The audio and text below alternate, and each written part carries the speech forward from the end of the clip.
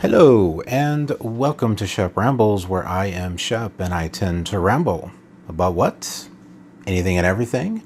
But today we're going to talk some more about Doctor Who and the Ninth Doctor, along with the 13th Doctor. I thought this article was very interesting. There we go. Ninth Doctor with a banana.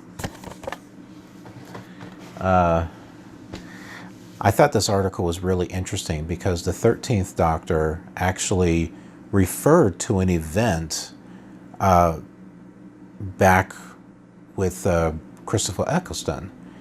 So I kind of missed it. I didn't realize it, and when I read this article, I thought it was kind of cool because I don't remember really anything being, it seems like he's not being acknowledged as much. And I thought Christopher Eccleston was a great doctor. And if it wasn't for him, we wouldn't have all the rest of the doctors after him. Kind of like William Hartnell, the first Doctor. If it wasn't for him, we wouldn't even have a Doctor Who at all.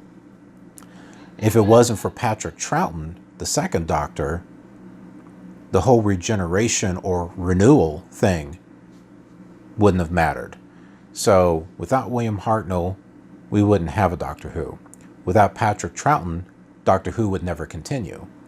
Without Christopher Eccleston, the return of Doctor Who wouldn't have worked. So there you go. That's my feelings on it.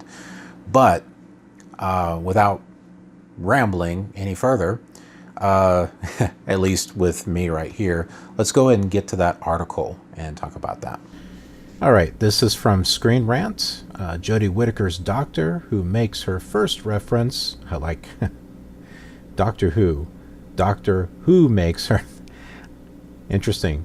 Doctor Who makes her first reference to Christopher Eccleston.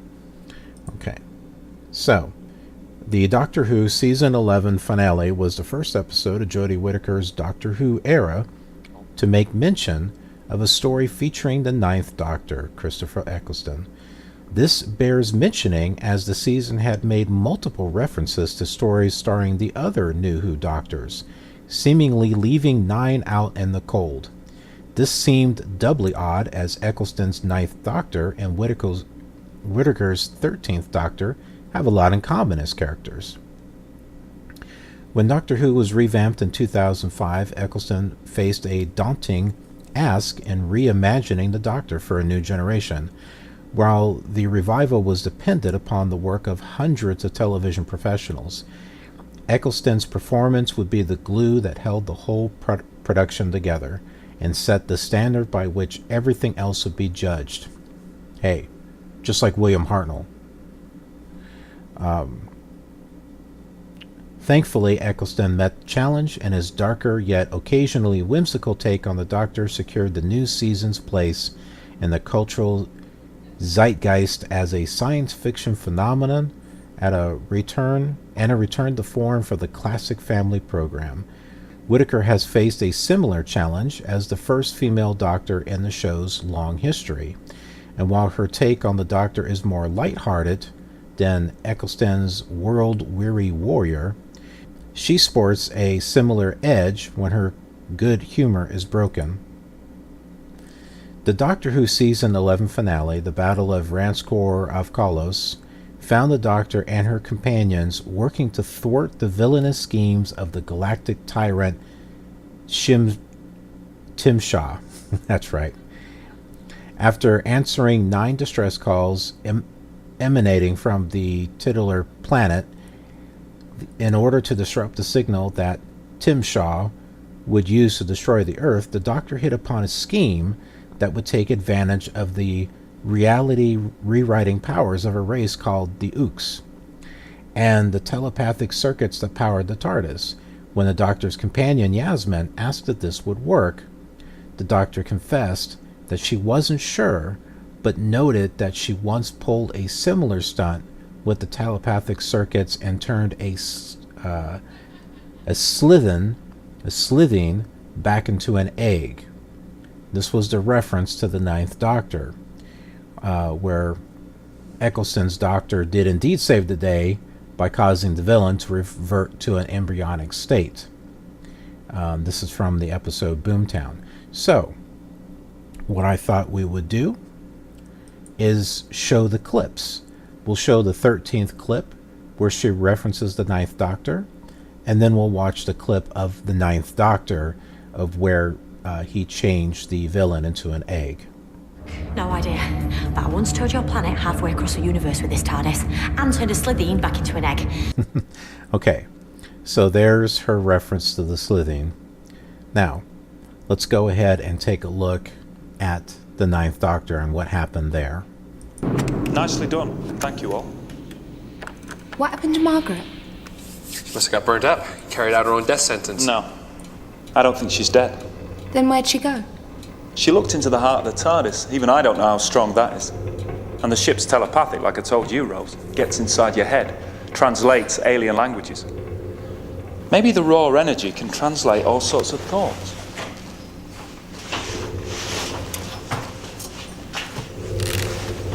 Here she is. She's an egg. Regress to her childhood. She's an egg. She can start again. Live a life from scratch. If we take her home, give her to a different family, tell them to bring her up properly, she might be all right. Or she might be worse. That's her choice. She's an egg. She's an egg. Oh my god, Mickey. Okay, so there you go. Thought you might find it interesting to see the two video clips of the 13th referring to the 9th. All right, so I hope you thought that article was interesting. I did. And, you know, if you hadn't had a chance to watch Doctor Who from back with Christopher Eccleston, I recommend it. It was new and it was fresh. The stories were wonderful. It was a fresh new take on Doctor Who, which is why I like the 13th Doctor and this Series 11, because it also feels like a fresh new take on Doctor Who. With, you still got some familiarities, not a very easy word to say, but it still has a Doctor Who spin to it. And that was something with the 9th Doctor also. So I think both Doctors are a good pair. You know, I would love to see a crossover between the 9th and the 13th. That would be fantastic and brilliant. All right. Until next time, I will see you on the next rambling video. If you enjoyed my rambling in this video, then I hope you'll check out my others, such as these on the screen. I make plenty of them on a variety of topics. Subscribing is appreciated, and it lets you know when a new one comes out. Thanks a ton for watching.